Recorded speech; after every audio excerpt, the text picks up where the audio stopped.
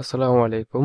শিক্ষার্থীদের আপনারা দেখা যায় শিক্ষার্থীদের নতুন ব্যবহারকারী থেকে যখন নামগুলো এন্ট্রি করেন, সেক্ষেত্রে নামগুলো হইতে পারে যে ভুল হয়, অথবা শিক্ষার্থীর ভর্তি হতে এসে নামটা একটা বলে কিন্তু তার জন্ম নিবন্ধনের নাম থাকে অন্যটা।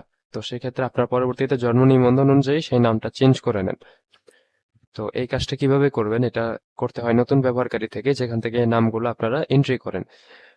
নাম এন্ট্রি করার ক্ষেত্রে, এডিট করার ক্ষেত্রে আপনারা বিষয়টা খেয়াল রাখবেন যে শিক্ষার্থীর একটা কোটা কাটবে। যখন নাম এডিট করবেন তখন এখান থেকে একটা কোটা তার জন্য প্রযোজ্য হবে।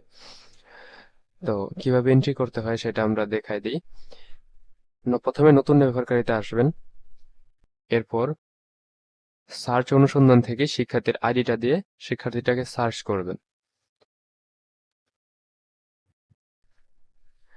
যেমন এই শিক্ষার্থীটা, এখানে শিক্ষার্থীর নামটা মোহাম্মদ সাব্বির, কিন্তু তার জন্ম নিবন্ধন অনুযায়ী হবে মোহাম্মদ সাব্বির আহমেদ। তো সেই ক্ষেত্রে কি করবেন? প্রথমে তার নামটাকে সিলেক্ট করবেন, এরপর মাউসের রাইট বাটনে ক্লিক করবেন। এখানে অনেকগুলো অপশন আসবে, তার মধ্যে একটা অপশন হচ্ছে নেম এডিট। নেম এডিটে ক্লিক করবেন।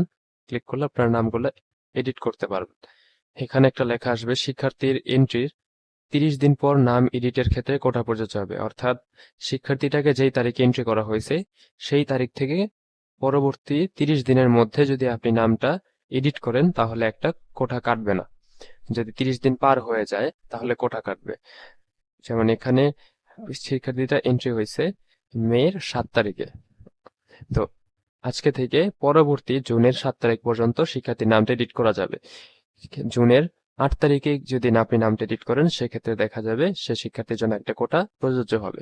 তো আমি যদি এখন নামটা এডিট করি সেক্ষেত্রে কোনো কোটা লাগবে না। এখানে 309টা আছে, আমি যদি নামটা এডিট করে দিই কোনো কোটা প্রযোজ্য হলো না।